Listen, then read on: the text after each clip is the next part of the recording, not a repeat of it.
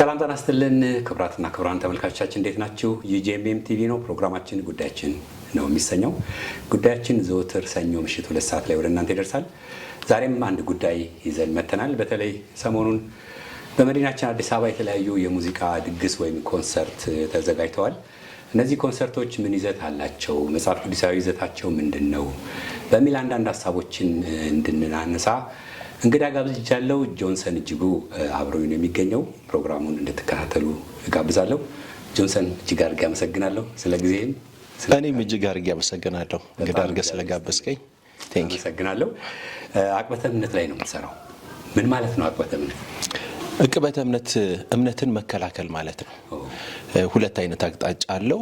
ከውጪ ወይም ደግሞ ከባዕድ ሃይማኖቶችና ፍልስፍናዎች ክርስትናን የሚያጠቁ ሀሳቦች ሲሰነዘሩ የሚመክት የሚከላከል ምላሽ የሚሰጥ የስነ መለኮት ትምህርት ክፍል ነው። ራሱን የቻለ ትምህርት ነው ማለት ነው። ራሱን የቻለ ትምህርት ነው። ሁለተኛው ደግሞ ያው ቤተክርስቲያን ውስጥ የተለያየ የስተት ልምምዶች ሀሳቦች ይነሳሉ በተለያየ ጊዜ። እነኛን ለማጥራት የሚሰራ ፖለሚክስ ብለን የምንጠራው የምካቴ አይነት ነውና ሁለቱም ያው የስነ መለኮት ትምህርት ክፍል ነው ማለት ይቻላል። በጣም ደስ ይላል። በጣም ደስ ብሎኛል ስላገኘሁ። እንግዲህ በዚህ አይነት ሀሳቦችን ልናነሳ ስለተገናኘን፣ በተለይ ቀደም ሲል መግቢያ ላይ እንዳልኩት ሰሞኑን ኮንሰርት የተለያየ ሙዚቃ ድግስ ይባላል። እንግዲህ አይደው ነው በኋላ ላይ በደንብ እናነሳዋለን። ግን እንደው መጀመሪያ ግን ስለ ነጻነት እስቲ እናወራ። አሁን የነጻነት አግኝተናል። በነጻነት ነው እየሰበክን ያለ ነው። በነጻነት አደባባይ ወጥተናል እያልን ነው። እንደው ምንድን ነው ነጻነት? ነጻነት እንግዲህ እኔ እድል ነው ብዬ ነው የማስበው። ነጻነት እድል ነው። አክቹዋሊ አንዳንድ ዝማሪዎች ሁሉ ተሰርተዋል በነጻነት ዙሪያ ብዙ ተብሏል። ነጻነትን የሚቃወሙ ሰዎች አሉ። ግን ነጻነትን አትቃወመው ማለት ምን ለማለት ፈልጌ ነው? ነጻነትን ገፍተህ መቼም ባርነትን አትጠራም እና ነጻነት እድል ነው። ነጻነትን ሳይሆን መቃወም ያለብን ብዬ ማምነው ነጻነቱን እንዴት ነው ሃንድል ያደረግ ነው። ነጻነቱን የያዝንበት ወይም ነጻነቱን እየተጠቀምን ያለንበት እድሉን እየተጠቀምን ያለንበት መንገድ ሮንግ የተሳሳተ ሊሆን ይችላል እና ያንን ነው ማረም ያለብን እንጂ በራሱ ነጻነቱ እድል ነው ብዬ አስባለሁ። የቤተ ክርስቲያን ነጻነት ዘመን ነው ተብሎ ይታሰባል። በተለይ ከደርግ ዘመን በኋላ ከኢህአዴግ ጀምሮ ያለው ዘመን የነጻነት ዘመን ነው። አሁን ደግሞ ያለው ሞር የተሻለ ፕሮቴስታንቱ እንደ ሃይማኖት ተቀባይነትን በመንግስት ደረጃ በህገ መንግስት ደረጃ ያገኘበት ስለሆነ ነጻነቱ እጅግ እንደውም ከፍ እያለ ነው ማለት ነውና የአምልኮ ቦታዎችን እስከ ማግኘት ድረስ እየደረሰ ነው። ከመሰብሰብ ነጻነት ጀምሮ የአምልኮ ቦታዎችን ከመንግስት እስከ መረከብ ድረስ ያለው ሂደት ነጻነት ነው ሊባል የሚችለው። እምነትን ማስፋፋት አለ፣ በዚህ ውስጥ እምነትን መግለጥ አለ በተገቢው መንገድ። እነኚህ ሁሉ እንግዲህ ከነጻነት ጋር ይያዛሉ። ነጻነትን እንግዲህ ስትቃወም እነኚህን ነገሮች ሁሉ ነው አብረህ የምትቃወማቸው እና እኔ ነጻነት በራሱ ችግር ነው ብዬ አላምን። የነጻነት መዘዝ የአምልኮ ነጻነት በበጎቹ መግቢያ ተክሎት ሰው አለበት ስራት የሌለበት ገደብ የሌለው አባት የኢየሱስ ስም ለነፍጫረ ተወጣበት። አወይ ነጻነት፣ አወይ ነጻነት። ጆንሰን ወደ ቀጣዩ ጥያቄ ልለፍ። በተለይ ቤተክርስቲያን አሁን በነጻነት ዘመን ውስጥ መሆኗ ወይም ነጻነትን አግኝተናል ማለታችን እያመጣ ያለው አዎንታዊ ወይም አሉታዊ ተጽዕኖ ምንድን ነው? እንግዲህ ያው ከነጻነት ጋር አብረው እየመጡ ያሉ ብዙ ነገሮች አሉ። ዝማሬው ላይም እንደሰማኸው የልምምድ ቅይጥነት፣ የትምህርት ቅይጥነት፣ በበጎች በር ተኩላዎች ዘዋሉበት ነው ያለው ዘማሪው እና እንደዚህ በጣም ልቅ የሆኑ ነገሮችን ታያለህ። እንደዚህ አይነት ልቅነቶች ነጻነት በሌለበት ዘመን አልነበሩም ወይ ብለህ ስትጠይቅ በደንብ ነበሩ። በደርግ ዘመንም የስተት ትምህርትን የሚያስፋፉ ትምህርቶች በተለያየ መንገድ ይሰራጩ ነበር በቤተ ክርስቲያን ውስጥ ማለት ነው። በኦዲዮ ያኔ ይሄው እንትን ነበረ ምንድነው እሱ የዴክ ክር ነበር የሚባለው በምስል ያለው VHS በVHS አገር ሸቀጥ የሆኑ ትምህርቶችና ልምምዶች ይገቡ ነበር እና መጽሐፎችም ይተረጎሙ ነበር። ባዕድ ትምህርት የሚያስተምሩ መጽሐፎችም ይተረጎሙ ነበር። ስለዚህ ነፃነት ባልነበረበትም ዘመን ነበሩ ማለት ነው። ሐሰተኛ ትምህርቶች፣ ሐሰተኛ ልምምዶች በዛም ዘመን ነበሩ። አሁን ደግሞ ያው የሚዲያ ዘመን ስለሆነ ስህተቶች የሚጋለጡበት አይነት ሁኔታ ተፈጥሯል ብዬ ነው ማስበው። አስቀድሜ እንዳልኩት ግን ነፃነት እድል ነው። የመሰብሰብ ነፃነት ማግኘት፣ እምነትን የማስፋፋት እድል ማግኘት እና የአምልኮ ቦታዎችን የማግኘት ህገ መንግስታዊ መብት የማግኘት ሁኔታ አለና እነኚህ ሁኔታዎች መለካት አለባቸው። በእርግጥ መለካት አለባቸው። ከውጤታቸው አንፃር መለካት አለባቸው። ከውጤት አንፃር ስንለካቸው አዎንታዊ የሆኑ ውጤቶች አሉ፣ ደግሞ ይዛኑ ያህል አሉታዊ የሆኑ ውጤቶች አሉ። እነኚህ ውጤቶች ከቤተ ክርስቲያን እድገት አንፃር መታየት አለባቸው ብዬ አስባለሁኝ። ያው ነፃነቱ የቤተ ክርስቲያንም አይደል? ስለዚህ እነኚህ ነገሮች በቤተ ክርስቲያን ላይ ምን አይነት እድገት አምጥተዋል የሚለው ነገር ነው መታየት ያለበት። እንግዲህ በዚህ በነፃነት ዘመን ከፍተኛ የሆነ ኒውሜሪካል ግሮዝ አሳይታለች ቤተ ክርስቲያን። የቁጥር እድገት የምንለው ወይም ደግሞ የኳንቲቲ ግሮዝ የምንለውን ቤተ ክርስቲያን በደንብ ራዲካል በሆነ መንገድ አሳይታለች። ሁለተኛው እድገት የኳሊቲ ወይም የጥራት እድገት የምንለው ነው። ይሄ ደግሞ ያሽቆለቆለበት ሁኔታ ነው ያለው። ኒውሜሪካል ግሮዙን የቁጥር እድገቱን በአዎንታዊነት ልናየው ይገባል ብዬ አምናለሁ። ምክንያቱም የቁጥር እድገት ሲኖር ነው ጥራት ላይ የምትሰራው። መሰረታዊ ነገር ነው። የቁጥር እድገት አስፈላጊ ነው። በአዎንታዊነት አይተን ይሄንን እንትን ልናረገው ልናበረታታ ነው የሚገባው እንጂ የቁጥር እድገትን ልንቃወም አይገባም።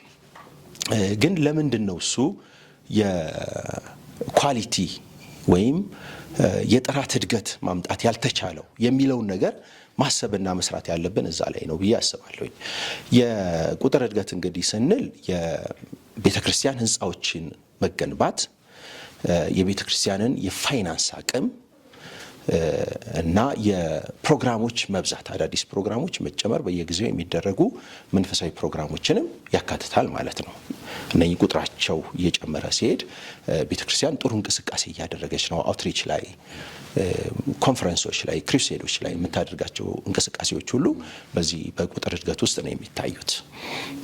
የጥራት እድገት ስንል ደግሞ የእግዚአብሔር ቃል ጥልቅ እውቀት፣ በእግዚአብሔር ቃል አማኞች ምን ያህል እያደጉ ነው?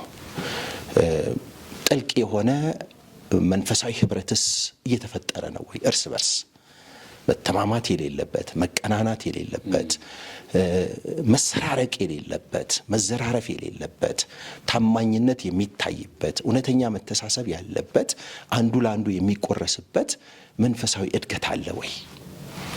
ደቀ መዝሙር ማድረግ ችላለች ወይ ቤተ ክርስቲያን? አገልጋዮችን ማፍራት ችላለች ወይ? ጥራት ያለው የአምልኮ ፕሮግራሞች እየተደረጉ ነው ወይ? መልካም የሆኑ እውነተኛ መንፈሳዊ አገልግሎቶች እየተሰጡ ነው ወይ? ይሄ እንግዲህ የመደበኛውንም ፕሮግራም የእሁዱንም ወይም ደግሞ ሌሎችንም መደበኛ ፕሮግራሞችን ያካትታል ማለት ነው። የፈውስ ፕሮግራም የምንላቸውን ሁሉ ያካትታል። ጤናማና ውጤታማ የሆነ ልክ እንደ እግዚአብሔር ቃል የሆኑ አገልግሎቶችን፣ ሰርቪሶችን ቤተክርስቲያን እየሰጠች ነው ወይ የሚለውን ጥያቄ ነው መጠየቅ ያለብን። እንግዲህ ይህንስና ያው ግልጽ ነው። መንፈሳዊ እድገቱ እየወረደ እያሽቆለቆለ ነው ያለው። ዝማሬውንም የስብከት አቀራረቡንም ሌላውንም ያካትታል ማለት ነው። ቸርች ውስጥ ያሉትን መንፈሳዊ አገልግሎቶች እንደገና ደግሞ የአማኙንም መንፈሳዊ ብቃት ያካትታል ማለት ነው። እንግዲህ ይሄ የጥራት መውረድ ከነፃነቱ ጋር ተያይዞ ለምንድን ነው የተከሰተው የሚል ምክንያታዊ ጥያቄ ማንሳት ያስፈልጋል። እዚህ ላይ እንግዲህ እኔ የራሴን ግምት ነው እዚህ ላይ የማስቀምጠው። ቤተ ክርስቲያን በጓዳ በነበረችበት ወደ አደባባይ ነፃነት አግኝታ ባልወጣችበት ዘመን ጥቂት አገልጋዮችን ነው ማፍራት የቻለችው። ጥቂት አገልጋዮችን ነው ማፍራት የቻለችው። እነኚህ ጥቂት አገልጋዮች ነፃነቱን ተከትሎ በአገሪቷ ላይ ተሰበጣጥረው መጋቢዎች ነው የሆኑት። የቸርችን ሂስትሪ ወደ ኋላ ስታይ በተለያየ ቦታ መጋቢዎች እና አስተማሪዎች ነው የሆኑት። የእነሱን አገልግሎት ግን ተከትሎ አሁንም የቁጥር እድገቱ በከፍተኛ ሁኔታ እየወጣ ነበር ያለው። ምን ተፈጠረ?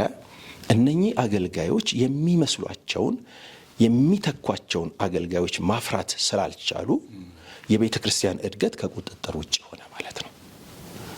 በዚህ ጊዜ ኢንዲፔንደንት የምንላቸው ቸርቾች እየበዙ ሄዱ። ወጣቶች ካለበቂ ዝግጅት፣ ካለበቂ እውቀት፣ ካለበቂ ጸጋ እየወጡ ቸርች የሚከፍቱበት ሁኔታ ተፈጠረ። ቤተ ክርስቲያን ይህንን ሃንድል ማድረግ አልቻለችም። አሁን ሐሰተኛ እያለን የምንወቅሳቸው አገልጋዮች የወጡት ከነባር ቤተ እምነቶች ነው። ሃንድል ማድረግ አልተቻለም፣ መቆጣጠር አልተቻለም። እኔ ተወቃሽ የማደርገው በቀዳሚነት ነባር አገልጋዮችን ነው። ጥራት ላይ ፎከስ አላደረጉም። ቁጥር ላይ ብቻ ነው ፎከስ ያደረጉት። ቁጥሩ ደግሞ የቁጥር እድገቱ ደግሞ እነሱ የሚቆጣጠሩት እንደሆነ የሚያስቡ ነው የሚመስለው። ምክንያቱም በብዛት አጥቢያዎችን ሲከፍቱ፣ አገልጋዮችን ሲሾሙ፣ ሲያበቁ አታይም። ከቁጥጥር ውጭ ሆነ። ጥራት ላይ አለመሰራቱ፣ ዶክትሪን ላይ አለመሰራቱ፣ ነገረ መለኮት ላይ አለመሰራቱ ክርስትና እንዲያሽቆለቁል አድርጎታል ብዬ አስባለሁኝ። እንደምታውቀው እስከ ጥቂት ጊዜ ድረስ ስነ መለኮት የስነ መለኮት ትምህርት ቤቶች ጉዳይ ብቻ ተደርጎ ነው የሚታሰበው እና ተማሪዎች ወደ ስነ መለኮት ኮሌጅ የሚሄዱት በራሳቸው ጥረትና በራሳቸው ፍቃድ እንጂ በቤተ ክርስቲያን ግፊት አይደለም። እንደውም ትከለከላለ። የተቆላ ገብስ ነው፣ ጸጋ ያስጥላል፣ ምንም አያደርግም እየተባልክ ትከለከላለ። ይሄ እንግዲህ የሚያሳይህ ቤተ ክርስቲያን ዶክትሪን ላይ ምን ያህል ቸል ብላ እንደነበረ፣ ሳውንድ ዶክትሪን ላይ የእግዚአብሔር ቃል ላይ ምን ያህል ቸል ብላ እንደነበረ ነው የሚያሳይህ። ከሊደርሺፕ አንጻር ክፍተቶችን ታያለህ፣ ካስተምሮ አንጻር ክፍተቶችን ታያለህ፣ ከልምምዶች አንጻር ክፍተቶችን ታያለህ። ስለዚህ እኔ የምለው ምንድነው ነፃነቱን የተጠቀምንበት ወይም ነፃነቱን የያዝንበት መንገድ ልክ አይደለም። እሱ አደጋ ውስጥ ከቶናል ብዬ አስባለሁ። ተያይዞ የመጣ ነው። ከዛ ከኋላም ተያይዞ የመጣ ነገር ነው። አሁን እዚህ ድረስ እየተቸገርንበት ያለ ነው። የተነሳንበት ሀሳብ እንግዲህ ሰሞኑን በተደረጉ ኮንሰርቶች ምክንያት ነውና እንደው ግን እንዳጠቃላይ ጆንሰን ይሄ ኮንሰርት የሚባለው የሙዚቃ ድግስ የሚባለው ነገር ምንድን ነው? አመጣጡ ምንድን ነው? ውጤቱ ምንድን ነው? እንዴት አየኸው? እንደው በአጠቃላይ እንዴት ተገነዘብከው አንተ? እንግዲህ ያው ኮንሰርት የሚለው ቃሉ ራሱ የዘፈን ድግስ የማለት ያህል ነውና ወደ ዝማሬ ድግስ ከመምጣቱ በፊት በዘፈኑ ዓለም ላይ የተለመደና የታወቀ ነው። ዘፋኞች በሕዝብ የሚመለኩበት ማለት በጣም ከፍተኛ አድናቆትን የሚቀበሉበት እና ደግሞ እርስ በርስም የሚፎካከሩበትና የሚወዳደሩበት ሕዝብም ተሰብስቦ ሴሌብሬት የሚያደርግበት የመድረክ ሴሌብሬሽን ነው ማለት ይቻላል። ቃሉ ራሱ አመጣጡን ስትመለከተው መስማማት የሚል የላቲን ከላቲን ቃል የመጣው መስማማት የሚል አይነት ፍቺ ነው ያለውና የሚስማሙ እና የጆሮ ሊስቡ የሚችሉ የአድማጭን ትኩረት ሊስቡ የሚችሉ የተለያዩ የሙዚቃ መሳሪያዎች የተለያየ ድምጽ ያላቸው ማለት ነው በህብረት ተስማምተው የሚያወጡት ድምጽ እንደማለት ነው። እንግዲህ አሁን ወደ ቤተክርስቲያንም የኮንሰርት ዝግጅቶች በዘማሪዎች ምክንያት እየመጡ ነው ማለት ነው እና አንዳንድ ሰዎች አንተም እንዳነሳኸው ከታሪካዊ አመጣጡ በመነሳት ኮንሰርት መንፈሳዊ አይደለም ብለው ይቃወማሉ። አመጣጡ ከባዕድ ልምምድ ስለሆነ ከዓለማዊነት ስለሆነ ዘማሪዎች ኮንሰርት ማዘጋጀት የለባቸውም ብለው ያስባሉ፣ ይቃወማሉ። አሁን እንደውም ትንሽ እየተለመደ መጣና ተቃውሞ ትንሽ እየረገበ ነውና የምታደርጉበትን መንገድ ብቻ አስተካክሉ የሚል አይነት አስተሳሰብ ነው ያለው። አክቹአሊ መነሻው ታሪካዊ አመጣጡ የተበላሸ ስለሆነ አሁን እየተደረገ ያለው ነገር የተበላሸ ነው ማለት አይቻልም። ከመነሻው ተነስተህ ድምዳሜው መፈረጅ ጄኔቲክ ፋላሲ ይባላል። ፋላሲ ነው። ምክንያቱም መነሻው ስለተበላሸ ፍጻሜው ወይም ደግሞ አሁን የምንጠቀምበት አጠቃቀም በዛ መንገድ ካልሆነ በዘፈኑ መንገድ ካልሆነ የምናደርገው ትክክል አይደለም ማለት አይቻልም። ምሳሌ ላንሳልህ። እግዚአብሔር የሚለውን መጠሪያ የአማርኛውን መጠሪያ የውሃ ምስክሮች ይቃወማሉ። የሚቃወሙበት ምክንያት ቃሉ የመጣው እግዚ እና ብሔር ከሚለው ሁለት ቃል ተዋቅሮ ነው የሚል ነው። እግዚ ማለት ጌታ ማለት ነው። ብሔር ማለት ደግሞ አንድ ጎሳ ማለት ነው። ስለዚህ የቃሉ አመጣጥ ችግር አለው። ስለዚህ የዓለማቱ አምላክ ለሆነው ለእግዚአብሔር ለአምላክ ለሆነው ፈጣሪ ይሄ ስም አይገባውም። የአንድ ጎሳ መጠሪያ ነው፣ ለአንድ ጎሳ የሚሆን ነው ብለው ይቃወማሉ። እንግዲህ ይሄ ልክ ነው። ቃሉ በዛ ሁኔታ ነው የተዋቀረው፣ ግን ድምዳሜው ትክክል አይደለም። ምክንያቱም አሁን ቃሉን የሚጠቀመው ማህበረ ምእመናን የአንድ ጎሳ አምላክ የሚል ሐሳብ እያስብ አይደለም። እንደዛ አይነት ትርጉም እየሰጠው አይደለም ያለው። ስለዚህ መነሻው ስለተሳሳተ ድምዳሜው ይሳሳታል ማለት አይቻልም። ቫላንታይንንም ማንሳት እንችላለን። ቫላንታይን የአረማውያን ልምምድ ነው። አረማውያን በጣዖታቸው ፊት ጣዖት አምልኮ እየፈጸሙ ፍቅራቸውን የሚገልጡበት ነው። ይህንን ልምምድ ግን አሁን ክርስቲያኑም እያደረገው ነው። ያ ታሪካዊ መነሻው የተሳሳተ ስለሆነ አንድ ባል በቫላንታይን ቀን ብሎ ለሚስቱ ፍቅሩን መግለጡ ስህተት ሊሆን አይችልም። ምክንያቱም ከእግዚአብሔር ቃል ጋር ኮንትራዲክት አያደርግም፣ አይጋጭም። ጣዖት በሚመለክበትን መንገድ አይደለም የሚያደርገው። ስለዚህ አስቦበት ጊዜ ሰጥቶ እንዲያደርግ ረድቶታል። ስለዚህ አሁን እየተደረገ ያለው በምን መልክ ነው የሚለው ነገር ነው መታሰብ ያለበት እና ወደዚህ ሐሳብ የመጡ ወገኖች በዚህ አጋጣሚ ትክክል ናቸው ብዬ አስባለሁ። እኔም ኮንሰርት በዘፈኑ ዓለም የተለመደ ቢሆንም አሁን ግን እኛ ፕራክቲስ የምናደርገው በዛ መንገድ ስላልሆነ ታሪኩ የኋላ ታሪኩ ዘፈን ስለሆነ አሁን እኛ የምናደርገው ከዘፈን ጋር ይመሳሰላል ማለት አይቻልም። ዴፊኒትሊ ልዩነት አለው።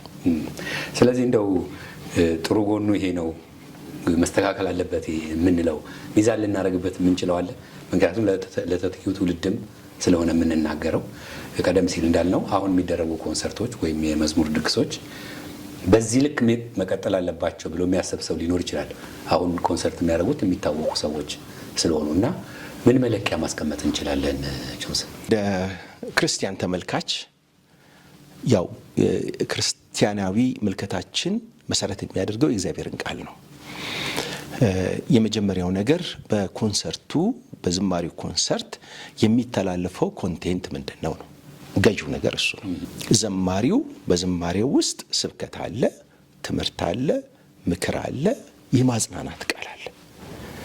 የሚቀርበው ኮንቴንት ነው ገዢ ብዬ የማምነው እኔ። ገዢ የሆነ ህብረተሰቡን ሊጠቅም የሚችል ሊያንጽ የሚችል ሊመክር የሚችል እንደ እግዚአብሔር ቃል የሆነ ዝማሬ ነው ወይ የቀረበ ያለው? የመጀመሪያውና ትልቁ ጥያቄ መሆን ያለበት ይሄ ማመነው ይሄ ገዢ ነው። መለኪያችን መሆን የሚችለው ይሄ ነው። ኮንቴንት ዋይዝ የምንለው ማለት ነው። የኮንቴንቱ እየተላለፈ ያለው ጭብጥ የምንዘራው ዘር የእግዚአብሔር ቃል ነው ወይ? በሰዎች ልብ የምንዘራው ዘር የእግዚአብሔር ቃል ነው ወይ? ይህ እንግዲህ የዘማሪው ስራ ነው የሚሆነው። እንደምናየው እስካሁን ድረስ እየቀረቡ ባሉ ኮንሰርቶች እየተላለፉ ያሉ በጣም ሳውንድ የሆኑ የሚያንጹ እንደ እግዚአብሔር ቃል የሆኑ ጠቃሚ መልእክቶች ናቸው። ችግራቸው አይታየኝም። አብዛኛዎቹ ማለት እችላለሁ አብዛኛዎቹ ከ90% በላይ ተሳክቶልናል። እግዚአብሔርን ማመስገን አለብን። በዚህ በዝማሬ ኮንቴንት ደረጃስ ብንወርድ አስበዋል። ይህ ሁሉ ህዝብ ተሰብስቦ ይህ ሁሉ ወጪ ወጥቶ መልእክት አልባ መልእክተኞች ብንሆንስ? ትልቁ ኪሳራ ብዬ የማስበው ይሄንን ነው እና ዘማሪዎቻችን ማሰብ ያለባቸውም ይሄንን ነው። ለሰው ልብ የሚያደርሱት መልእክት እንደ እግዚአብሔር ቃል የሆነ እውነተኛ የሆነ ዶክትሪን፣ ጤናማ የሆነ ዶክትሪን ላይ የተመሰረተ መሆን መቻል አለበት። እዚህ ላይ ጥንቃቄ ማድረግ አለባቸው ብዬ አስባለሁኝ። ምናልባት አንዱን ኮንሰርት እናንሳ። ብዙ ውዝግብ ያስነሳው የሊሊ ኮንሰርት ነው። ምናልባት ከኮንሰርቱ ይዘት አይመስለኝም፣ ግን በተናጋሪዎቹ ለምሳሌ እዛ ላይ የሚናገሩት አንዳንዶቹ አገልጋዮች የተናገሩት ሀሳብ ትልቅ ውዝግብ ፈጥሯል። ሶሻል ሚዲያ ላይ አይተ ሊሆን ይችላል። በተለይ ሊሊ በ100 ዓመት አንዴ የምትገኝ ናት። እንደሱ አይነት ዘማሪ የለም። እነዚህ ነገሮች ምን ማለት ናቸው? አሁን እንዳልኩ መድረክ ላይ የሚነገሩ ናቸው፣ የወጡ ናቸው፣ ሰው ውስጥ ገብተዋል። ምንድን ነው የሚያስተላልፉት መልእክት? እነዚህን እንዴት ነው የምታያቸው? ሰውን ማመስገን አምናለሁ ላደረገው አንድ ሰው አሁን ሊሊ ማመስገን በጣም ተገቢ እንደሆነ ነው ማምነው። ብዙ አገልግላለች፣ ብዙዎቻችን ተጽናንተናል። ግን ማመስገንና ውዳሴ አይለያይም ወይ የሚል ሀሳብ ይዣለሁ። ለእኔ ውዳሴ አይደለም። ሊሊ በ100 ዓመት የምትገኝ ናት ብሎ አንድ ግለሰብ ነው የተናገረው። ተቃውሟችን ብዙ ጊዜ የተነገረው ነገር ምንድን ነው ከሚል ጥያቄ አይደለም፣ የተናገረው ማን ነው ከሚል ጥያቄ ነው። ተናጋሪውን ስለማንቀበለው ተናጋሪው ላይ ጥርጣሬ ስላለን፣ አስተምሮ ልምምዱ ላይ ጥርጣሬም ስላለን ከዛ ጥርጣሬ በመነሳት ንግግሩን ሁሉ ሪጀክት የማድረግ ነገር አለ። ምናልባት ያንን ንግግር የተናገረው በጣም የምንቀበለውና የምንወደው አገልጋይ ቢሆን አፕሪሼት እናደርገዋለን። እንደውም ሳይንሳዊ ትርጓሜ እንሰጠዋለን። ሳይንስ እንደምታውቀው እያንዳንዱ ሰው የማይደገም ነው ብሎ ነው የሚያምነው። የማይደገም ነው። በ100 ዓመት አይደለም በሚሊዮን ዓመት አይደገምም ብሎ ነው የሚያምነው። ጄኔቲካሊ ማለት ነው፣ አይደገምም። ስለዚህ ለእኔ ሊሊ በ100 ዓመት አትደገም ናት ብሎ መናገር ስህተት ነው ብዬ አላምንም። ማለት በሚሊዮንም ዓመት የሚደገም ስብዕና ሁላችንም እኮ ለዚህ ነው አሁን ሁላችንም ከሆነን አፕሪሺዬሽን ደግሞ ምን አለ መሰለ ዳንኤ፣ ምን አለ መሰለ እንደው በቋንቋ አጠቃቀማችን ግነት የሚባል ነገር አለ። አንድ ነገር ስታደንቅ አግነህ ነው የምታደንቀው። በቃላት ነው የምታገነው፣ ሌላ በምንም እኮ አይደለም። ስለዚህ ተናጋሪው ግነት ተጠቅሞ ቢያደንቅ፣ እኔ ለምሳሌ ልጄን አንበሳ ነህ እለዋለሁ። አንበሳ ሆኖ ግን እኮ አይደለም። የአንበሳን እኮ 5% ጉልበት የለውም፣ ግን አደንቀዋለሁ። አንበሳ ነህ እለዋለሁ። ኤግዛጅሬሽን ነው። ከዛ ላይ ይቻላል። አፕሪሼት አደረጋት፣ አደነቃት። ይሄ እንደ ውዳሴ መታሰብ አለበት ብዬ አላስብም። አምልኮም አይደለም። ከአምልኮ ጋራም አገናኝተው ሶሻል ሚዲያ ላይ የጻፉ ሰዎች አሉ። አምልኮ ተሰብ የሚለውን ቃል ተጠቅመው ማለት ነው። ሊሊን ማምለክ ነው ብሎ ማለት ነው። እኔ ይሄ ልክ ነው ብዬ አላስብም። ምክንያቱም እንዲህ አይነት ትርጉም አይኖረውም። ጆንሰን ለምሳሌ በ100 ዓመት አንዴ ማለት እግዚአብሔር በ100 ዓመት አንዴ ነው የሚሰጠው እንደዛ አይነት ዝማሬ። አክቹአሊ እንትኑ ወደዛ የሚያደላ አይመስልም ወይ ለማለት ነው። የተባለው ስለ ሊሊ ነው አይደል? ስለ ሊሊ ነው እንጂ ስለ ዝማሬዎቿ አይደለም። ሊሊን ከምን ጋር አገናኝተን እናስባታለን? ከዝማሬዎቿ ጋር አገናኝተን እናስባታለን። ምክንያቱም የኔ አገልግሎት ከኔ ስብዕና ጋር ይገናኛል። ለምሳሌ ጌታ ኢየሱስ ክርስቶስ በመስቀል ላይ ሞቶ አድኖናል አይደል? ጌታ ኢየሱስ ክርስቶስ በምድር ላይ የኖረው ህይወቱ እኮ ከሞቱ ጋራ ወይም ከማዳን ስራው ጋራ የተገናኘ ነው። አትነጥለው። ስብዕናው ነው ወደ መስቀል ሞት የወሰደው። ለኛ ያለው ፍቅር ነው ወደ መስቀል ሞት የወሰደው። ስለዚህ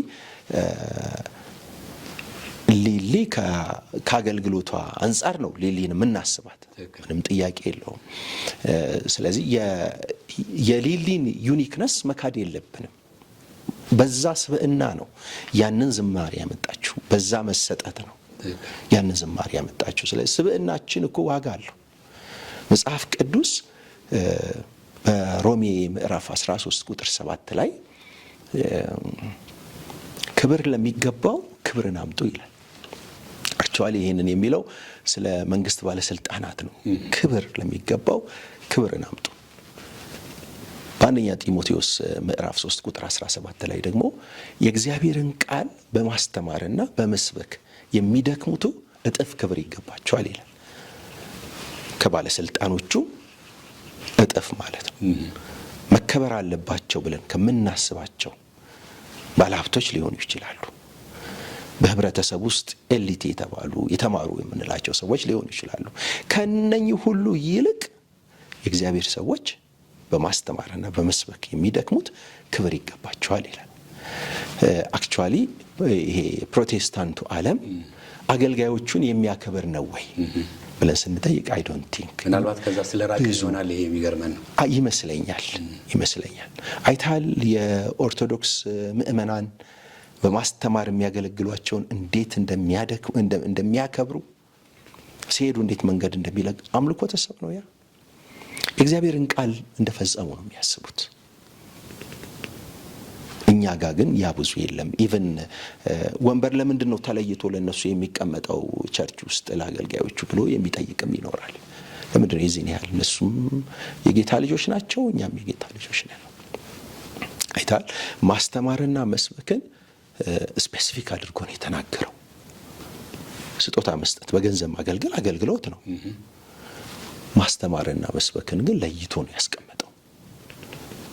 በዝማሬ ውስጥ ትምህርቶች ይተላለፋሉ፣ ስብከቶች ይተላለፋሉ፣ ቅድም እንዳነሳሁት። ስለዚህ እነኚህን ሰዎች ማክበር በሚገባ ልክ አክብረናቸዋል ብዬ አላምንም። እናከብራቸዋለን አክቹዋሊ፣ ግን ማክበር በሚገባ ልክ ያከበርናቸው አይደለም። ለዚህም ይመስለኛል ከኛ ወገን አይደለም የምንለው ሰው ቀድሞ ስላመሰገነና ስላከበረ ቆረቆረን። ማድረግ የነበረብን ግን እኛ ነን ብዬ አስባለሁ። ሜን ላይን ቸርች ውስጥ ያለን ሰዎች ለነኚህ ሰዎች ያለንን ፍቅር ያለንን አክብሮት መግለጥ ነበረብን። እነኚህ ሰዎች እኮ በእነኚህ 3 ዓመት ወይም 5 ዓመት ውስጥ ነው ቸርች ፕላንት አድርገው ያወቅናቸው። ከዛ በፊት አልነበሩም።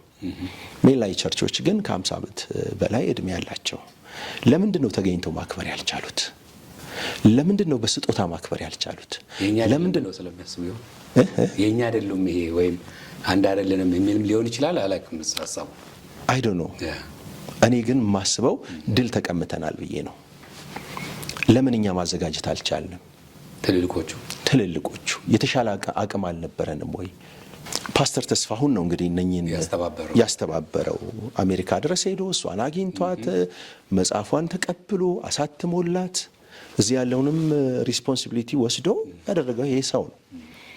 ከዚህ የተሻሉ ሰዎች አልነበሩንም ወይ? በዚህ ደረጃ ሄዶ ከሚያደርገው በተቋም ደረጃ የቃለ ሕይወት ልጅ ናት።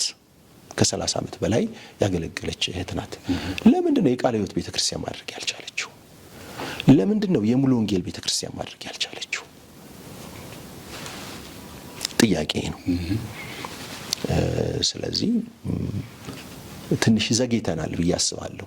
ለማክበርም ቢሆን እና ዝግጅቱንም የራሳችን ለማድረግ ዘግይተናል። እኔ ቁጭት አለኝ፣ ዘግይተናል። በዚህ መንገድ አልነበረም መሆን የነበረበት። በምትወቀስበት በምትተችበት መንገድ መደረግ አልነበረበትም ብዬ አስባለሁ። እና የኛ ልል መሆን እሷንም አሳልፎ እንደሰጣት ነው ማስበው። ስለዚህ ምስጋና እስከምን ጥግ ድረስ ይሄዳል እያልኩ እያሰብኩ ነው። ጆንሰን አሁን ስትነግረኝ ማለት በጥሩ አንግል ነው የመጣህልኝ። እኔም አላሰብኩም ሆነን ለመናገር ግን በጣም ጥሩ ፖይንት ነው። ልቀበለው የግድ ስለሆነ ግን እንደው አንድን ሰው እናመስግነው ብለናል። እስከምን ጥግ ድረስ ልንሄድ እንችላለን? ቅድም ያነሳሁትን ነው ማሰብ። ልኬት አለው ወይ? አንድን ሰው ሳመሰግን እንዴት ታየዋል? መጀመሪያ እኔ አገልጋዮች መከበር እንዳለባቸው ማመን አለብን። መከበር አለባቸው ማለት ግን መመለክ አለባቸው አይደለም። ልንሰግድላቸው ይገባል ማለት አይደለም። ሲሳሳቱ እንለፋቸው ማለት አይደለም። ሲሳሳቱ አክብሮት ባለው ቃል አሁን እንደ ስህተት እንኳን ሁላችንም ብንስማማ በተፈጠረው ነገር ብንስማማ ሌሊን የምናረምበት የምናቀናበት መንገድ ዋጋሽን በምድር ላይ ተቀበለሻል ወዮልሽ ንስሐ ግቢ በሚል ቶን መሆን የለበትም። አክቹዋሊ ዋጋን የሚተምን የሚወስን የሰማይ አምላክ እግዚአብሔር ነው እና ፍርድ ውስጥ ወድቀሻል የሚል መልእክቶች ሲተላለፉ ሁሉ አይቻለሁ። አክቹዋሊ ይሄ በጣም ድፍረት ነው ብዬ ነው የማስበው። እግዚአብሔርንም የእግዚአብሔርንም ሴት የመዳፈር አካሄድ ነው ብዬ ነው የማስበው። 30 ዓመት ያህል በብዙ ዋጋ መክፈል በብዙ ጥንቃቄ በጣም እንደ እግዚአብሔር ቃል የሆኑ ድንቅ ዝማሬዎችን በመዘመር ለብዙዎቻችን መጽናናት በእምነት መበርታት ምክንያት የሆነችን እህት በአንድ ኮንሰርት ዝግጅት ምክንያት በዛ ላይ በተፈጠረ ሕጸጽ ምክንያት ሙሉ ለሙሉ ዋጋ ማሳጣትና ማዋረድ አግባብ ነው ብዬ አላስብም። ጌታ ኢየሱስ ለእያንዳንዱ እንደ ስራው ከፍል ዘንድ ዋጋዬ ከኔ ጋር አለ። ዋጋን የሚከፍል ጌታ ነው እና ጥቂት ሚሊዮን ብሮችን ስለተቀበለች እና የተወሰኑ ሰዎች ወጥተው መድረክ ላይ ስላመሰገኗት ዋጋሽን ተቀብለሻል ማለት አይቻልም። ዋጋን የሚወስን ጌታ ነው፣ የሚተምን ጌታ ነው። ለኔ እነኛ 10 ሚሊዮን ብሮች ለሊሊ በቂ ናቸው ብዬ አላስብም። የአገልግሎቷ ተመንና ዋጋ ናቸው ብዬ አላስብም። ከዛ በላይ ምንም ተመንም የለም። እግዚአብሔር ያውቃል። እግዚአብሔርን ማገልገል ተመን የለውም። እና አገልጋዮችን እግዚአብሔር እንደሚያከብርም ማወቅ አለብን። ያከብራል። ጌታ በሚገለጥበት ጊዜ የክብር አክሊልን እንቀበላለን ነው የሚለው። ያከብራል እግዚአብሔር ራሱ ሽልማት በመስጠት ዋጋን በመስጠት እግዚአብሔር ያከብራል። እነኚህ ነገሮች በጣም ጥቂት ናቸው። በጣም ጥቂት ናቸው። እነኛ የአገልግሎት ዘመናት በምን አይነት ምጥ እንዳሳለፈች እሷና ጌታ ናቸው የሚያውቁት። በምን አይነት ሁኔታ ሆና ዝማሬዎች እንደተቀበለች በአገልግሎት እንደጸናች እሷና ጌታ ናቸው የሚያውቁት። ዋጋዋን የሚወስን የሚተምን ጌታ ነው። ይሄ በዛብሽ በቃ ይህንን ዋጋሽን ወስደሻል ብሎ ማሰብ እኔ ጤናማነት ነው ብዬ አላስብም። ስለዚህ ማስበውን መሰለ መጀመሪያ አገልጋዮችን እኛም ማክበር እንዳለብን በእግዚአብሔር ፊትም የተከበሩ እንደሆኑ ማወቅ መቻል አለብን። ቢሳሳቱ በጨዋነት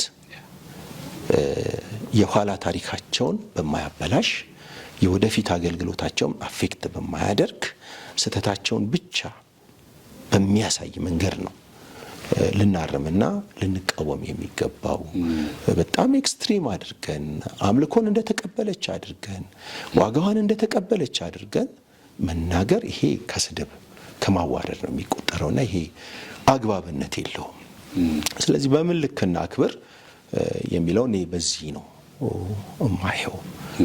ስንቃወም ስንተች ስርዓት ባለው አግባብ ባለው ሁኔታ መቃወም አለብን። መለጠጥ የለብንም። ካውዱ አውጥተን ሌላ ትርጉም እንዲይዝ ማድረግ መቻል የለብንም። እኔ በጣም ብዙ ትህትና ነው ያየሁባት እውነት ለመናገር። የተባለውን ነገር እሷ አስተቀበለዋለች ወይ የሚለው አንድ ጥያቄ ነው። ስጦታም ሲሰጧት ሲያመሰግኗትም መልሳ ስታከብር ነው ያየኋት። መልሳ ህዝቡን ስታከብር ነው ያየኋት እና የሆነ መሽቆጥቆጥ ነገር ነው ያየሁባት እንጂ ፕራውድ አላየሁባትም። እንደው ፌሻል ኤክስፕሬሽኗ ቦዲ አፒራንሷን እንኳን በማየት የሆነ የምትገነዘበው ነገር አለ። የልብን ነገር ለጌታ ትተህ ማለት ነው። ደግሞም እንደዛ ባንዴ ወርዳ አምልኮ ተሰብ ውስጥ የምትገባ እህት አይደለችም እንዴ። በደንብ እኮ ተገንብቶ የመጣ ማንነት ነው። ስለ ሊሊ እኮ ማወቅ የጀመርነው እኛ ከኮንሰርቱ ተነስተን አይደለም።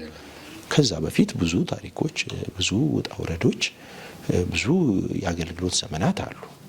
ለብዙዎች ሞዴልና ምሳሌ የሆነች እህት ናትና ያንን ታሳቢ ማድረግ ያስፈልጋል ብዬ አስባለሁ። ስለዚህ የእሷ ሳይሆን የአስተያየት ሰጪው ስህተት ሊሆን ይችላል እንጂ በእሷ በኩል ግን እንደው በነገር ላይ ጆንሰን እንደው በመሀል ላይ ላንሳ ብዬ ነው። ልክ ነህ። ስህተትም ቢሆን የአስተያየት ሰጪው ስህተት ነው የሚሆነው። ስህተት ነው ብዬ አላምንም እኔ። ስህተት እንኳን ቢሆን ድርሻው የእሱ ነው እንጂ የእሷ አይደለም ብዬ አስባለሁ። ቀደም ሲል እንዳልኩት ጆንሰን በተለይ ኮመንት የምንሰጥ ሰዎች በተለያየ አሁን በሊሊ ብቻ ሳይሆን በተለያዩ ትልልቅ ሰዎች ላይ የምንሰጣቸው በጣም አገልግሎትን የሚጎዳ ሰውን በግለሰብ ደረጃ የሚጎዱ አስተያየቶችን እንሰማለን እና በአብዛኛው አማኞች ነው ይህንን ስራ የምንሰራው እና ምንድን ነው የኬት የመጣ ነው ትላለህ? ምን አይነት ስብዕና ገንብተን ነው ብለን ማለት እንችላለን? ተያያዥ ስለሆነ ነው ያነሳሁት። የመጀመሪያው ነገር ትችቶች አስፈላጊዎች ናቸው ማለት ክርስቲያን ማህበረሰቡ አይወክሉኝም፣ አይገልጡኝም፣ እምነቴን ያጣጥላሉ፣ ያዋርዳሉ ብሎ የሚያስባቸውን ነገሮች በአንድም በሌላም ይሞግታል፣ ይከራከራል፣ ይተቻል። ስለዚህ በይሄንን እንደው በጠቅላላው ትችቶች እንዳንጠላ አግባብነት ያላቸው ትችቶች እንዳሉ እንደሚያስፈልጉም ማሰብ መቻል አለብን። የምንተች ሰዎችም ለትምህርታችን ነው መውሰድ ያለብን እንጂ እንደገና ሪአክት ማድረግ የለብንም። በምንተችበት ነገር ማስተካከል ያለብን ነገር ማስተካከል ነው። ምንም ጥያቄ የለውም። ክፍተቶች ይኖራሉ። ስራ እስካለ ድረስ ስህተትና ክፍተት ይኖራል እና ያንን ማሰብ ነው። ሌላ እንደው አሁን ከዚህ ከኮንሰርቱ ጋር በተገናኘ ብናነሳ ብዙዎቻችን ቅሬታ ተፈጥሮብናል። እኔም የተፈጠረብኝ ቅሬታ አለ። ያ ቅሬታ ከሊሊ አገልግሎትና ከሊሊ ስብዕና ጋር የተያያዘ አይደለም። በኮንሰርቱ ፕሮግራም ላይ በትምህርትና በልምምዳቸው የተወገዙ ወይም የተወገዘ ትምህርትን የሚያስተምሩ ከክርስትና ያፈነገጠ እና የክርስቲያን ሶሳይቲው አይወክለኝም የሚለውን አስተሳሰብ የሚያራምዱ ሰዎች በኮንሰርት ዝግጅቱ ላይ መታየታቸው ነው አንዱ ነቀፋ ወደ ሊሊ እንዲሆን ያደረገው ማለት ነው። ስለዚህ እነኚህ ጥንቃቄዎች መደረግ አለባቸው ብዬ አስባለሁ። በተለይ የተወገዘ ትምህርትና ልምምድ በይፋ ሳይታረም ማስተካከያ ሳይደረግለት እንደዚህ አይነት የመዋሃድ አብረው የመስራት አይነት ነገር መፈጠር አለበት ብዬ አላምን። ኮንሰርት እንግዲህ አንዱ በባህሪው በተለያየ የእምነት አቋም ውስጥ ያሉ ምእመናን በጋራ የሚታደሙበት ነው የሚሆነው። ከእምነት ውጭ የሆኑም ሰዎች ይመጣሉ። እኛንም የማይመስሉን ሰዎች ይመጣሉ። ከመሳተፍ አታግዳቸው። አንዱ ኦፕን ክፍት ተደርጎ ኮንሰርት የሚዘጋጅበት ምክንያት ከተለያየ እምነት ውስጥ በተለያየ እምነት ውስጥ ያሉ ሰዎች እንዲመጡና ኮንሰርቱ እንዲታደሙ ነው። ምክንያቱም መድረኩ ተጽዕኖ አለው። መድረኩ የሚያስተላልፈው መልእክት ተጽዕኖ አለው፣ አዎንታዊ ተጽዕኖ አለው ማለት ነው። ቅድም እንዳነሳ ነው ሳውንድ የሆነ ዶክትሪን በዝማሬዎች ውስጥ እውነተኛ የሆነ ነገር ስለሚተላለፍ ተጽዕኖ አለው። እነኛን ቤተ እምነቶች የመቀየር የመለወጥ ኢምፓክት ይኖረዋል። ኦፕን የሚሆነው ያ ነው። ለዛ ነው እና መድረኩን ግን ማጋራት፣ በመድረክ ዝግጅት ውስጥ እነኛን ሰዎች ማስገባት መቀላቀል ነው፣ ቅይጥነት ነው። እነኛን ሰዎች ስላየን ብዙዎቻችን ቅር ብለውናል። እየታረሙ ወይም ደግሞ እየተሻሻሉም ሊሆን ይችላል፣ እየታረሙም ሊሆኑ ይችላሉ። ግን እኛ አናውቅም፣ አልተነገረንም። እኛን የሚወክሉን የእምነት መሪዎች እዛ ቦታ ላይ ተገኝተዋል፣ ከነኛ ሰዎች ጋር አብረው ታይተዋል። በምን መንገድ ነው መድረክ ሊጋሩ የቻሉት? እኛን የሚወክሉን የእምነት መሪዎች አቋማቸውን ቀይረው ነው ወይስ እነኛ አፈንጋጭ ትምህርቶችን ያስተምራሉ ብለን የምናስባቸው ሰዎች ተለውጠው ነው? የምናውቀው ነገር የለም። አንዱ መከራከሪያ እሱ ነበር። ስለዚህ ይሄ ነገር ገባና አየህ ሊሊን መሃል ላይ መስዋዕት አደረጋት።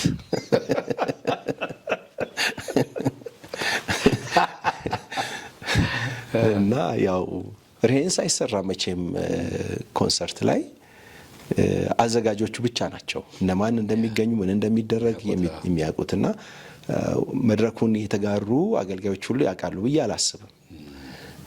ኢንሲደንታል የሆነ ድንገታዊ የሆነ ነገር ሊሆን ይችላል። ግን ያም ቢሆን ማብራሪያ ሊሰጥበት ይገባል ብዬ አስባለሁ። እና እኛ ብዙ ጊዜ ያው ድካማችን ጥሩ ኮሚኒኬሽን የለንም። በተለይ በመሪ ደረጃ ያሉ አገልጋዮች ኮሚኒኬት አያደርጉም። እነሱ ኮሚኒኬት ቢያደርጉ መግለጫዎችን ቢሰጡ ሀሳቦችን ቢያወሩ አሁን ያነሳቸው ስድቦች እና ማጥላላቶች፣ ትችቶች የመቀዝቀዝ የመርከብ ነገር ይኖራቸው ነበር እና ስቲል እስካሁን ድረስ እንግዲህ ያልተደረገም ከዚህ በኋላ ምን እንደሚደረግ አላውቅም። በተለይ ቀደም አንድ የመጨረሻ ሀሳቤ ነው። ቀደም ጥሩ ሀሳብ አንስታል። እንደዚህ አይነት ነገሮች የቀደሙ ቤተክርስቲያኖች ማድረግ ይገባቸዋል። ቀደምት መሆን አለባቸው። በዚህ ብቻ አይደለም፣ በብዙ ነገር የቀደሙት ቤተክርስቲያን ከፊት አይደሉም። አንዳንድ ጊዜ ነገሮች ከሆኑ በኋላ የሚመጡ ነገሮች ብዙ ናቸው። ግን እንደ መጨረሻ መልእክት ብናስተላልፍ እንደነዚህ አይነት ነገሮችን እየተከታተሉ ማመስገን፣ ሽልማት መስጠት ምን ነውር አለው? በተላላቁ በቀደሙት አብያተ ክርስቲያናቶች ይሄ እይታ የለም አንሶ ነው ወይስ አይፈልግም? እና ቀድሞ ይሄን ነገር ቢያደርጉ እነዚህ ነገሮች የማይመጡበት እድል ይኖራል። ሁሉም እዛ ውስጥ ገብቶ የመሳተፍ እድል ሊኖር ይችላል ብዬ አሰብኩ ይሄን ሀሳብ ከነገርከኝ በኋላ እና በዚህ መንገድ ያለውን እስቲ መልእክት አስተላልፈን እንጨርስ። ልክ ነህ። ነባር ቤተ እምነቶች የተቀናጀ ህብረት አላቸው። ለምሳሌ የአብያተ ክርስቲያናት ህብረት ረጅም እድሜ ያስቆጠረ ህብረት ነው። ስለዚህ ይሄ ህብረት ብዙ ስራዎችን መስራት ይችላል። አሁን ያልካቸውን አይነት የእውቅና የመስጠት አፕሪሺየት የማድረግ አብሮ የመስራት አዎ የማስተባበር እንደዚህ አይነት ፕሮግራሞችን የኔ ብሎ በበላይነት የመቆጣጠርና የመምራት እድሉ አለው ብዬ አስባለሁ። እኔ ለምን መሆን አልቻለም? ጥያቄ ነው። ለምን መሆን አልቻለም? የአንድ ቤተ እምነት መሪ እንዴት ነው እንደዚህ የክርስቲያን ኮሚኒቲውን በሙሉ በማገልገል ረጅም ዓመት የቆየችን እህት አገልግሎት የሚያቀናጀው? ይህን ጥያቄ ነው። ስለዚህ ይሄ መታረም አለበት ብዬ አስባለሁ። አሁን ደግሞ ካውንስል ተመስርቷል። የካውንስሉ ስራ ምንድን ነው? እንደዚህ አይነት ፕሮግራሞችን ሄዶ ተገኝቶ መክፈት፣ ፕሮግራሞችን መክፈት፣ በንግግር አድርጎ መክፈት፣ ተገኝቶ ዳቦ መቁረስ፣ ይሄ ነው ወይ መሆን ያለበት? ከዚህ የተሻለ ስራ መስራት አይቻልም ወይ? እና ይሄ የአብያተ ክርስቲያናትም ሆነ የካውንስሉ መሪዎች የቤት ስራ ነው ብዬ አስባለሁ። እና እነኚህ ስህተቶች እንግዲህ ሊታረሙ ይገባል፣ መደገም የለባቸውም። ለቀጣዩ ነው ምን? አዎ። እና ቀጥሎ የሚደረጉ ኮንሰርቶች ይኖራሉ። መናበብ ቢቻል፣ ዘማሪዎቹም ዴሊጌሽን ቢኖራቸው፣ አክብሮት ቢኖራቸው። ክርስቲያን ሶሳይቲው ነው እንግዲህ አብዛኛው ኃይላቸውም አቅማቸውም ክርስቲያኑ ማህበረሰብ ነው። ስለዚህ እነኚህን ትልልቅ ተቋማት አክብረው ሰሚት ቢያደርጉ፣ ቀርበው ቢያናግሩ ህዝቡን ነው መልሰው የሚያከብሩት። እና ዘማሪዎቹም ይሄንን ነገር ማሰብ መቻል አለባቸው ብዬ አስባለሁኝ። የሚኖረውን ኢምፓክት ነው ማሰብ ያለባቸው። የዘማሪ ዳንኤል አምደ ሚካኤል ኮንሰርት ተደርጓል። የወንድማችን ተከስተም እንደዚሁ ተደርጓል። ሀና ተክሌም አድርጋለች። ዮሴፍ ካሳም አሁን ደግሞ ኬፋ ላይ ያደርግ ነው። ስለዚህ በዚሁ ሁሉ ውስጥ ነው ማስታወቂያ ከመስራት በዘለለ መጫወት የምንችለው ሚና የለም ወይ? ፕሮግራም ላይ ተገኝተን ንግግር ከማድረግ ባለፈ መጫወት የምንችለው ሚና የለም ወይ? ሳፖርትስ መደረግ የለባቸውም ወይ? አክቹዋሊ አንዱም ኮንሰርት የሚዘጋጅበት ምክንያት ዘማሪዎቹ ዝማሪያቸውን ማስተዋወቅም ነው፣ ፕሮሞሽንም ነው፣ ማነቃቃት ነው። እና ይሄንን ሲያደርጉ መረዳት መደገፍ የለባቸውም። አው ይታይላቸው፣ ህዝብ ያድምጠው፣ መልእክት አላቸው፣ ታንጸንባቸዋል፣ ተጠቅመንባቸዋል። የምንጠራጠራቸው ሰዎች አይደሉም። ለእውነት ታማኝ ናቸው። ህይወታቸውን በዲሲፕሊን የሚመሩ አገልጋዮች ናቸው። በፋይናንስ መደገፍ የለባቸውም ወይ? መደገፍ አለባቸው። ታውቃለህ፣ አንዱ አሁን በዚህ በነጻነት ምክንያት እያሽቆለቆለ የመጣው የዝማሬ አገልግሎት ነው።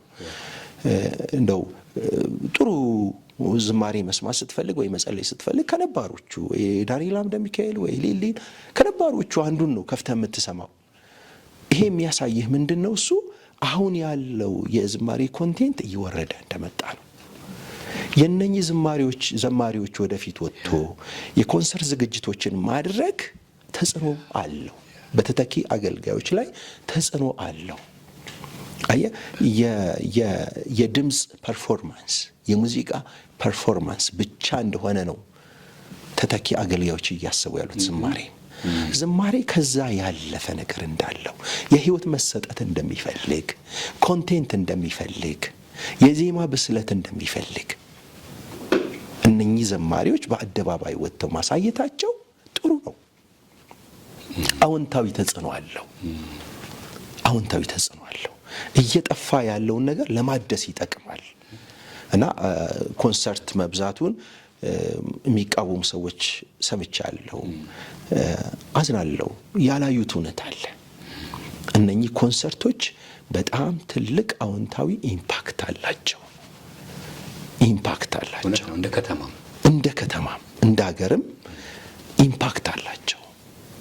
አይደለም በ3 ወር በ4 ወር በየሳምንቱ ቢደረጉ ህዝቡ ለመሰብሰብ ለመታደም ካልሰለቸ፣ እነሱም ኮንሰርት ለመደገስ ካልደከሙ፣ አቅም ካላጡ ቢደረግ ምን ጉዳት አለው? ተርፍ እንጂ። የሚድኑ ሰዎች አሉ፣ የማያምኑ ሰዎች ይመጣሉ ኮንሰርት ላይ። ዝማሬዎችን አይተው ተነክተው አልቅሰው ንስሐ የሚገቡ አሉ። እና ይሄንን እናንተም ጋዜጠኞች ኢቫሉዌት ብታደርጉ ውጤቱን ምን አይነት ውጤት አለው?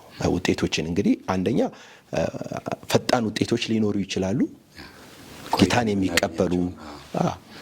የሚቀበሉ የተጽናኑ ሰዎች ይህንን በማየት በመገኘት ዳታን በመሰብሰብ ኢንተርቪው ምስክርነቶችን በመሰብሰብ የምናጣራው ነገር ነው። ሁለተኛው ደግሞ አሁን እንዳልኩ በተለይ በተተኪዎች ላይ የሚፈጥረው ኢምፓክት ጊዜ ይፈልጋል። ተስፋዬ ጋቢሶን አይተው ያደጉ አገልጋዮች እንዳሉ ሁሉ እነ ዳንኤል አምደ ሚካኤልን ደግሞ አይተው የሚነሱ እነሱን ፊት ለፊት ሲዘምሩ አይተው ረሃብ ውስጣቸው የሚገባ የሚነቃቁ ውስጣቸው የሚታደስ ተተኪ አገልጋዮች አሉ። ለካ ዝማሬ እንዲህ ነው ብለው የሚደነቁ እኔ አጋጥመውኛል። በጣም ተደንቀው ኢምፕሬስ ሆነው ከኮንሰርት ሲመለሱ ያገኘዋቸው ወጣት ዘማሪዎች አሉ። ስለዚህ በእነኛ አገልጋዮች ላይ የሚፈጥረው ተጽዕኖ ቀላል አይደለም። ልክ የነሱን በህዝብ በዚህ ደረጃ መወደድ፣ የዝማሬያቸውን መሰማት ሲያዩ እነሱም ተስፋ ያደርጋሉ። እኛም ተግተን ብናገለግል ወደዚህ ደረጃ እንደርሳለን። የሊሊን መከበር ሲመለከቱ እኛም በቃ ተግተን ብናገለግል ለዚህ ክብር ነው። ይሄ ህዝብ ነገ አይጠለንም፣ ያከብረናል፣ ይደግፈናል። ዛሬ በፋይናንስ ብንጎዳ እየተራብን ብናገለግል ይሄ ህዝብ ይደርስልናል። ይኸው ምስክሩ፣ ይኸው ለሊሊ የተዘረጉ እጆች ለእኛም ይዘረጋሉ ብሎ ተስፋ ያደርጋል። ስለዚህ ይሄ በጣም ትልቅ ኢምፓክት አለው እና ቤተ ክርስቲያን የራሷ ማድረግ አለባት ብዬ አስባለሁኝ። ክብሯ ነው፣ አቅሟ ነው። ለወንጌል ስርጭት መንፈሳዊ ታድሶን ለማምጣት የህይወት ታድሶን ለማምጣት ዝማሬዎች ያላቸው ቫልዩ በጣም ትልቅ ነው። ልንጠቀምበት ይገባል። ከዚህ በላይ የራሳችን ልናደርገው ይገባል። ለግለሰቦች አሳልፈን ልንሰጠው አይገባም እና በተቋም ደረጃ በአብያተ ክርስቲያናት ወይም በካውንስል ደረጃ የራሳችን አድርገን የምንመራው ነው መሆን ያለበት ብዬ አስባለሁ። እና በተቀናጀ ሁኔታ በቃ አሁን እኮ ሪሶርስ አለ ማለት ነው፣ ፓወር አለ። በዝማሬ አቅጣጫ ትልቅ ሪሶርስ ፓወር አለ። ያንን ፓወር ማኔጅ ማድረግ አለብን። ቁጭ ብለን መሪዎች መምከር አለባቸው። በዚህ አጋጣሚ ማስተላለፍ ፈልጋለሁ። መሪዎች በጣም ዘግይታችኋል፣ መንቃት አለባችሁ እና ይሄንን እኛ ሃንድል ስላላደረግነው ነው፣ እኛ ስላልተቆጣጠርነው ነው ክፍተቶች የተፈጠሩት። እና አይተሃል፣ የኛ የምንላቸው ሰዎች በማይፈልጉት መንገድ በሰርመኒው ላይ በዝማሬ ኮንሰርቱ ላይ የተሳተፉበት ነገር ተፈጠረ ማለት ነው። እኛ የምንመራው ቢሆንስ ይህ አይፈጠርም። መሪዎቻችንንም ከስህተት መጠበቅ እንችላለን። ስለዚህ ይሄ በደንብ መታሰብ አለበት ያስባለው ዳን ያሳያልኝ ያለው በአንድ ግለሰብ ይሄን ያህል ከተደረገ እንደ ተቋም ብናደርገው ደግሞ የምንደርሰው ነገር ሰፊ ይሆናል። ጉዳቶችን መቀነስ የምንችልበት እድል አለ ነው ያልከኝ ጆንሰን። እጅጉ በጣም እጅግ አድርጌ ነው የማመሰግነው። በተለየ አንግል እንድናየው አድርገናል። በጣም አመሰግናለሁ። ተባረክ ተባረክልኝ። ጸጋ ይብዛል። እሺ ተመልካቾቻችን እንግዲህ ቀደም ሲል የተከታተላችሁት በሊሊ ኮንሰርት ዙሪያ የተነሱ ሀሳቦችን እንደው ከማጥራትም አንፃር ግንዛቤን ከማስጨበጥ አንፃር ከጆንሰን እጅጉ ጋር ያደረግነው ቆይታ ነው። ጥሩ ምልከታ እንዳገኛችሁ ተስፋ አደርጋለሁ። ስለተከታተላችሁን እጅግ አድርጌ ነው የማመሰግነው። የካሜራ ባለሙያዎችን፣ ኤዲተሮችን፣ ግራፊክስ ላይ የሚሰሩትን ሁሉ እጅግ አድርጌ ነው የማመሰግነው። የጄኤምኤም ቲቪ ፕሮግራሞች ይቀጥላሉ። ዳንኤል ተስፋዬ ነበርኩ። ሰላም ሁኑ።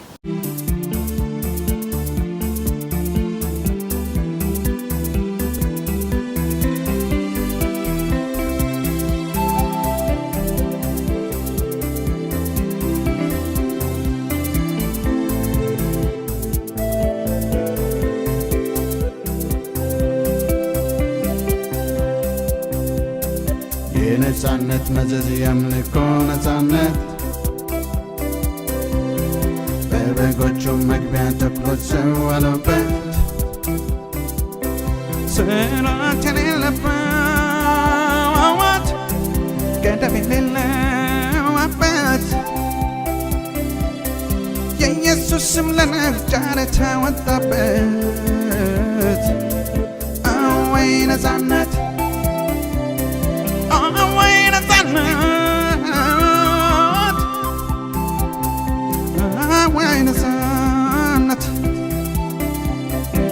ለአምልኮ ነጻነት ሱባኤ ተገብቶ መሰደድም ቀረ ከላይ ትእዛዝ መጥቶ መግቢያ በሩ ሰፋ ሰው ተተለተለ እንክርዳዱ ስንዴ